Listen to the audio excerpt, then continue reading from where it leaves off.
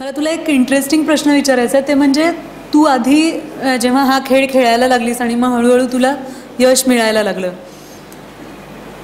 तेव्हा अंजली जिंकत होती, पण एक पॉइंट असा आला जेव्हा तू भारतासाठी खेळायला लागलीस.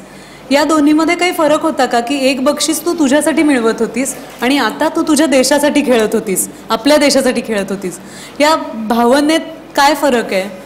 खूप फरक आहे. जोपर्यंत तुम्ही इमॅच्युअर असता, जेव्हा एकदम ॲमॅच्युअर शूटर असता, तेव्हा तुम्हाला नुसता परफॉर्मन्स द्यायचा असतो, मेडल्स जिंकायचे असतात, की हा अजून एक मेडल, अजून एक मेडल. पण जेव्हा तुम्ही त्या लेवलला पोहोचता आणि जेव्हा तुम्ही रिअलाईज करता की मेडल हे काहीच नाही आहे, माझा परफॉर्मन्स इज इम्पॉर्टंट, की मी किती वेळा मला स्वतःला हरवू शकते. आज मी 595 मारले, तर उद्या मी 596 मारताच आले पाहिजेत मला, नाही तर माझ्या प्रॅक्टिस केल्याचा काय फायदा.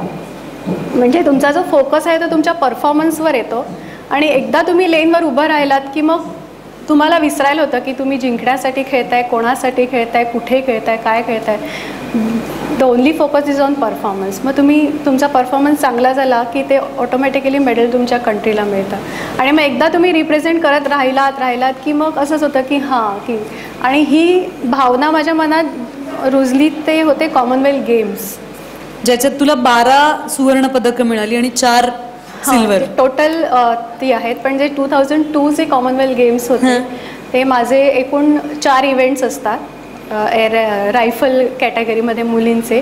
त्या 4ही प्रकारात मी 4ही सुवर्ण घेतलेली. बापरे! 4ही न्यू कॉमनवेल्थ रेकॉर्ड होते.